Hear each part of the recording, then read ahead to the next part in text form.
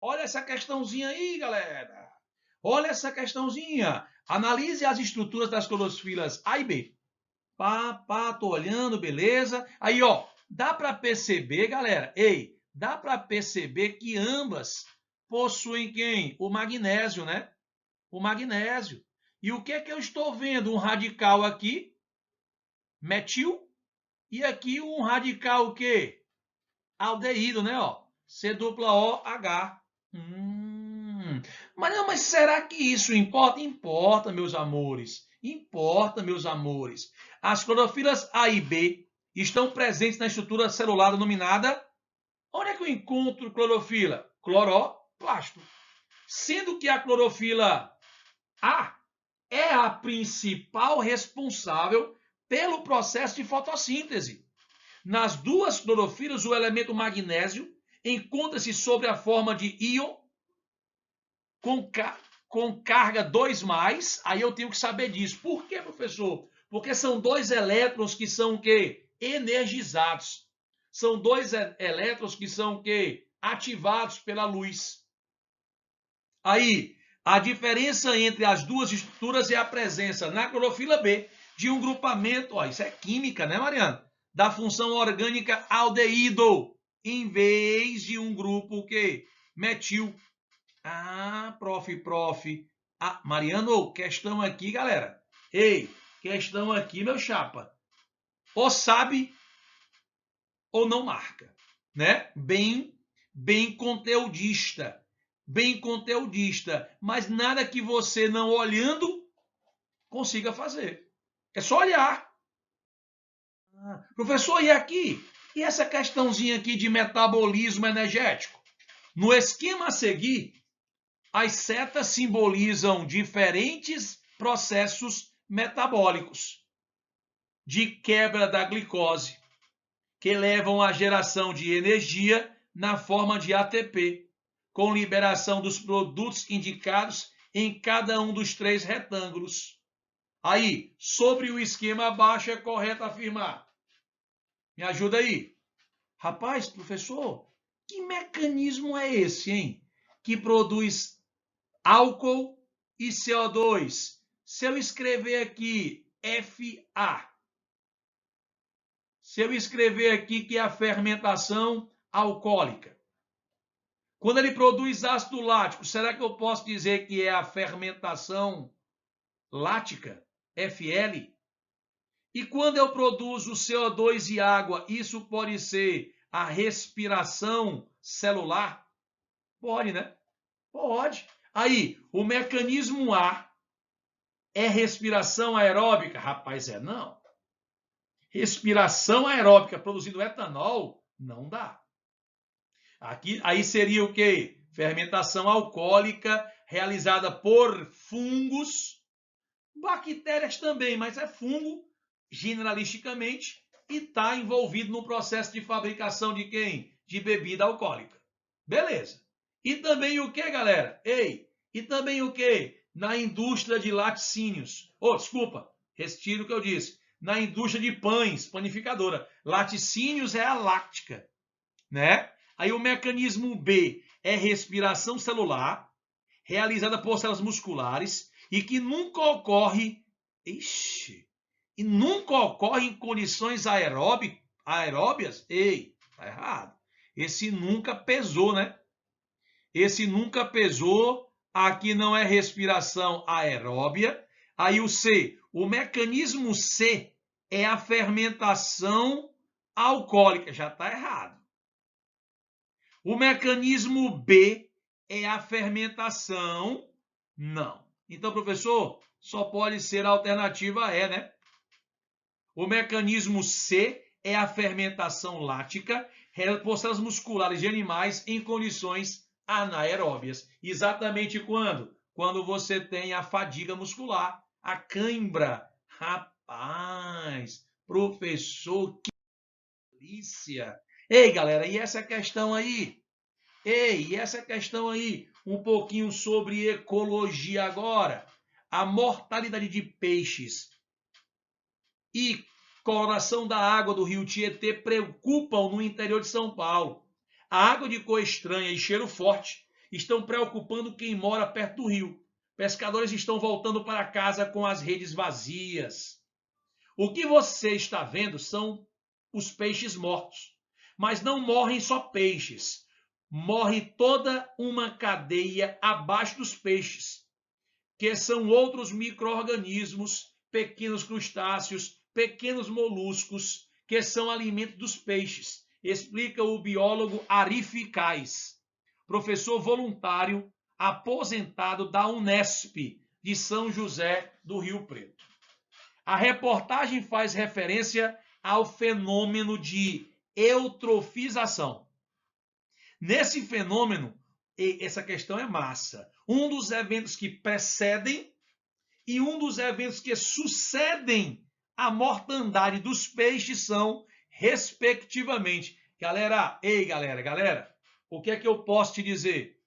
A eutrofização tem etapas. Então ele quer uma etapa que venha antes da mortalidade dos peixes e uma outra que venha depois, né? Eventos que precedem e sucedem a morte dos peixes. Então pronto. Despejo de água, de esgoto na água e a decomposição aeróbia. Ambos os processos no item A ocorrem antes da morte dos peixes. Porque assim, você já se perguntou por que os peixes morrem nessa situação? Porque falta oxigênio, galera. Porque está faltando oxigênio, galera. Aí a minha pergunta é a seguinte: e por quê? Porque a partir do momento que tu lança esgoto, matéria orgânica dentro d'água, sabe o que é que isso provoca, galera? Isso provoca o aumento da decomposição. E essa decomposição que começa a acontecer é aquela decomposição que usa oxigênio, é a decomposição aeróbia. E por isso o nível de O2 vai o quê? Baixando. Então, escuta aí. Olha o que está no item B, que é a nossa resposta. Proliferação de micro-organismos aeróbios ou aeróbicos que exatamente vão consumir esse oxigênio. Ixi, e depois o peixe morre porque acabou o oxigênio e aí continua a decomposição, mas agora sem oxigênio. A decomposição que? Anaeróbica. Pronto, prof. Nossa resposta aí é a alternativa B. O item C diz redução da matéria orgânica disponível. Meu irmão, antes do peixe morrer, tem matéria orgânica que está sendo o quê? Decomposta. Turvação da água. Pode acontecer antes da morte do peixe. Mas a redução da matéria orgânica não acontece depois, não. Acontece também antes. Né? Produção de gás sulfídrico. Galera, isso é o que acontece lá no final. A água, quando está eutrofizada, o ambiente aquático, quando está eutrofizado mesmo, ele está o quê? Esverdeado, um verde esmeralda e muito fedorento. Né? O gás sulfídrico ou sulfeto de hidrogênio, o H2S. Positivo. Frente. Eita, professor Paulo Mariano. Outra questão de ecologia. Após uma lagoa ter sido contaminada por chumbo, o nome disso como é, hein, galera? Como é o nome disso, hein? Como é o nome disso, hein? Magnificação trófica. Magnificação trófica. Quanto maior for o nível trófico, maior é a contaminação.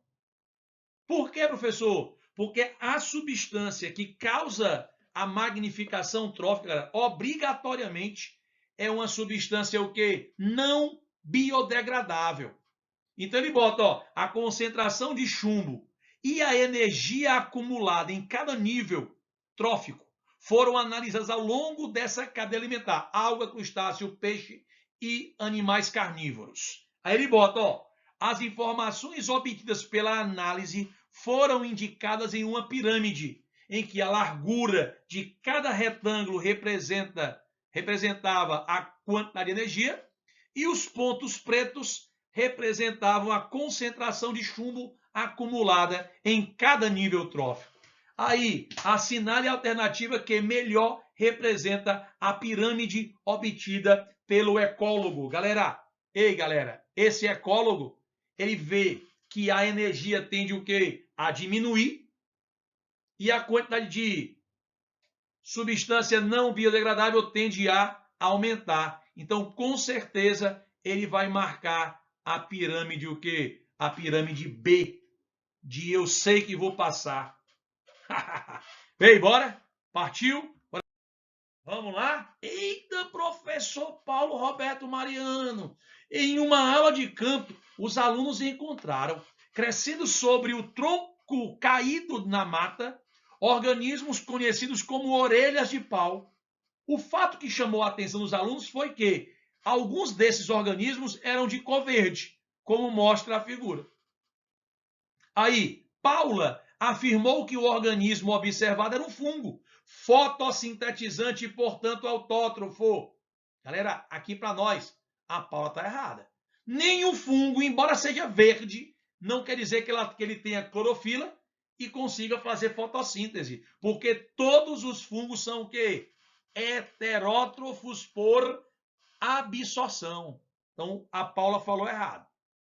Aí o Gilberto concordou que seria um fungo fotossintetizante, mas por estar crescendo em um tronco em decomposição, seria heterótrofo necessariamente. Aí ele vacilou também. Como é que ele é fotossintetizante e é heterótrofo? Falso. O Gilberto também errou. Ricardo sugeriu que o organismo observado, na verdade, eram dois organismos, um autótrofo e outro heterótrofo. Ele também está errado. Ele está confundindo, sabe com quem? Com o líquen. Aí o líquen é uma associação entre alga, verde e fungo. Está errado o que o tal do Ricardo falou. E o Tiago complementou. Tiago completou a ideia de Ricardo, afirmando tratar-se de um musgo. Já está errado. Ixi, musgo é uma briófita, é uma planta briófita, que é uma associação entre fungo e alga. Vixe, associação entre alga e fungo, ou fungo e alga, é um líquen. Então está errado também. Fernanda discordou de Tiago, afirmando que um líquen no qual o fungo fornece os carboidratos necessários para o crescimento da alga. A explicação correta para o fato foi dada por... Ei, galera, me diz uma coisa. Mariana, Fernanda discordou de Tiago, afirmando tratar-se de um líquen, no qual o fungo fornece carboidrato. O fungo não fornece carboidrato. O fungo ele é heterótrofo. Ah, professor. E agora, né? A explicação correta para o fato foi dada por quem? Professor Mariano. Fernanda falou o quê? Que líquen, que aquilo ali não era um líquen. Ou melhor, que ali era um líquen na qual o fungo fornece carboidrato. Na letra está errado. Tiago, vamos lá. Não, Gilberto, falando Gilberto. Concordou que seria um fungo fotossintetizante. Mas não. Gilberto também está o quê? Errado. Aí o Ricardo, vamos ver o Ricardo. Sugeriu que o organismo observado, na verdade, eram dois organismos. Tá? Aí, professor, Tiago também, ou Ricardo também está errado. E a Paula, professor, afirmou que o organismo observado era um fungo fotossintetizante e, portanto, autótrofo. Vixe, professor. E o Tiago completou a ideia. Vixe, professor. Galera, na realidade, você não vai ver. Professor, então o senhor colocou essa questão por quê? Porque, galera, para ser bem sincero, então, galera, olha, Mariano, para mim todos estão errados, professor, mas presta atenção no que o Ricardo está falando. Sugeriu que o organismo, observando, na verdade, eram dois organismos. Um autótrofo, que seriam algas, e o outro heterótrofo, que seria o quê? O fungo. Então, quer dizer que naquele local ali, eu estaria vendo um fungo, orelha de pau, e sobre ele, o líquen. Rapaz, Rapaz, professor, então essa questão, professor, ela é um pouco confusa, né? Mas o que está mais correto é a explicação de quem? Do tal do Ricardo. Show de bola? Bora para frente? Nos oceanos são encontradas as mais diferentes formas de vida, desde organismos microscópicos de enorme importância para os ciclos biogeoquímicos, até gigantes cetáceos, como, por exemplo, as baleias azuis. Fazendo parte da biodiversidade oceânica, estão incluídos vários mamíferos, como focas, leões marinhos, os répteis, como tartarugas e as serpentes marinhas, além de peixes, crustáceos, moluscos, estrela do mar, águas-vivas, corais, anêmonas do mar e esponjas, como também muitos outros tipos de organismos e muitas espécies de algas clorofiladas, que interagem entre si nas teias alimentares. Massa! Essa grande quantidade de seres submarinos variam em tamanho e forma, habitam diferentes locais dos oceanos e apresentam adaptações específicas que os diferenciam dos seres vivos encontrados no ambiente terrestre.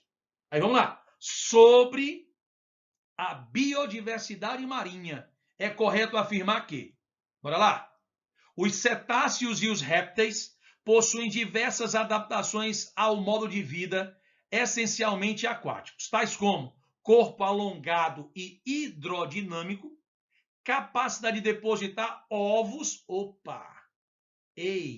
com casca e espessa camada de gordura. Galera, cetáceos, a baleia, ela não é ovípara, ela é vivípara igual a nós, seres humanos. Então, professor, o A eu já descarto. B, as esponjas são animais aquáticos, porosos, filtradores, pois absorvem minúsculas partículas de matéria orgânica dissolvidas na água que circulam através das cavidades internas que as esponjas possuem. Eita, professor, eu acho que essa é a resposta aqui. Mas vamos ver o item C. Os crustáceos, os moluscos, as estrelas do mar, os ouriços do mar e as águas-vivas são invertebrados de corpo mole, com 2 pares de antenas. Vala, meu Deus! Desde quando, galera? Ei, galera, desde quando um ouriço do mar tem antena? Desde quando a estrela do mar tem antena? Na realidade, quem tem antena são os crustáceos. Beleza? Tá? Então o item C está falso. O item C. O item D. Os organismos citados não dependem da presença de luz. Ei, galera, ele citou, não citou alga. Então depende da luz. E nós, animais, também dependemos da luz, só que de forma indireta. Os animais relacionados no texto possuem brânquias. Galera, de verdade, uma baleia não tem brânquia. Um réptil não tem brânquia. Então tá errado. Tá errado. Então, nossa resposta correta, sem sombra de dúvidas, a alternativa B. Eita, professor, essa questão aí é sobre metabolismo energético. Especialmente sobre fotossíntese. Fase clara, fase escura. Ó, ele está te dizendo que a fase clara acontece aonde? No tilacoide. Aí, professor, o que é que está entrando aqui? Galera, o que está entrando aqui, ó, é a água. O que está saindo daqui é, sabe quem? O oxigênio. Mariana, cadê os hidrogênios da água? Tá aqui, ó. Tá aqui eles. Mariana, o que é que está entrando aqui? Rapaz, o que está entrando aqui pode ser o quê? CO2. Sabe o que é que pode estar saindo aqui junto com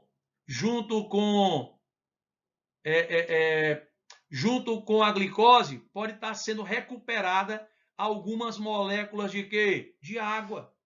Ah, professor. Então, professor, em relação ao processo esquematizado, é correto afirmar que a substância liberada em 4 é o oxigênio. Não, é em 2. A substância liberada em 2 é a água. Não, é o oxigênio. Os átomos de carbono e hidrogênio presentes na glicose originam-se das substâncias 3 e 1, respectivamente.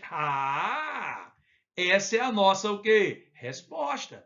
Ocorre no estroma a fotólise da água. Não. Fotólise da água acontece aonde? No tilacoide, que quem quebra a água é a luz. E a luz é usando na fase clara. Falso. A substância indicada em 1 é o dióxido de carbono. Não, é em 3. Professor, questãozinha marota. É uma questãozinha linda, linda, linda. Beleza? É só para a gente lembrar mesmo, viu, pessoal? É só para a gente lembrar e intrigar vocês para dar aquela estudadinha. E vamos para essa nossa última questão. Eita, professor, é uma questãozinha de genética. ó. Olha aqui, ó. A acromatopsia é uma doença autossômica recessiva, rara, determinada por um par de alelos. Pessoa comum com essa doença, poucos distinguem cores, ou não as distinguem, podendo enxergar uma só cor. No heredograma, a avó de Renan e Bárbara, não, o avô, desculpa, de Renan e Bárbara apresenta a acromatopsia. Galera, eu vou chamar aqui de, ó, azinho. A questão disse que era uma doença o quê? Recessiva. Beleza? Recessiva. Então a pergunta é, essa criatura aqui, ele é ou não é normal? É normal.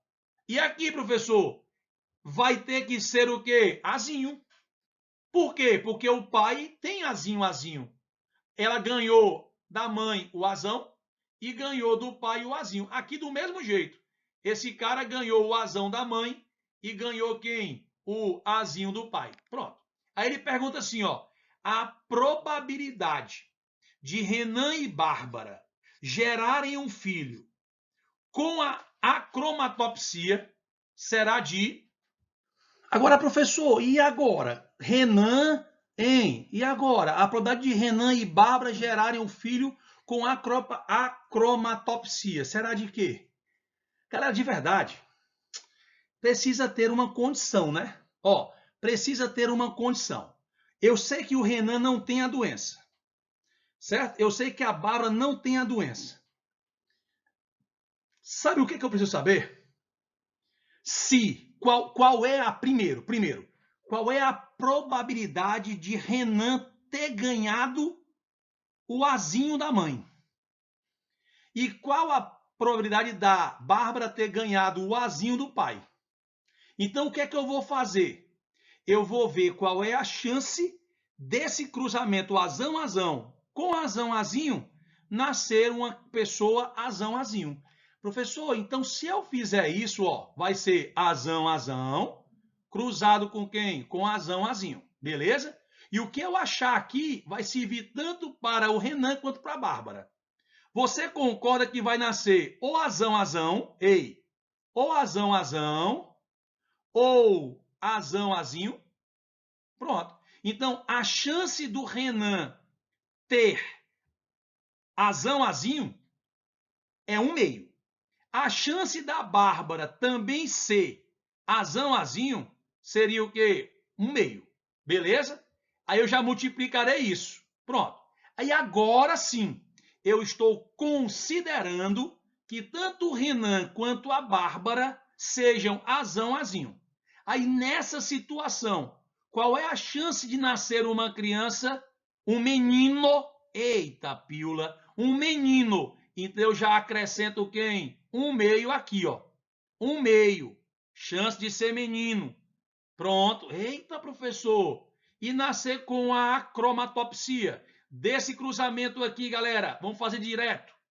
Tem ou não tem 1/4 de chance de nascer azinho? É 1/4. É azão. Aí azão e azinho. Vala, professor. Então vai ser 2 vezes 2, 4. 4 vezes 2, 8. E 8 vezes 4 dá quanto, hein, galera? 8 vezes 4, hein, galera? Ou 4 vezes 8, hein, galera? Dá 1/32. Essa é a nossa o quê? Essa é a nossa resposta. Beleza? Show de bola. Galera, valeu. Até a próxima.